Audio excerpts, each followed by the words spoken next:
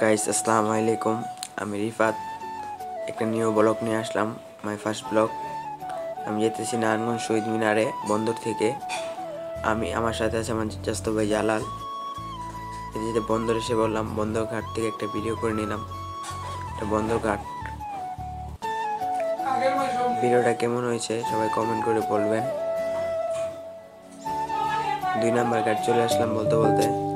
2 number গেটে এসে একটা নিউ ভিডিও করে নিলাম।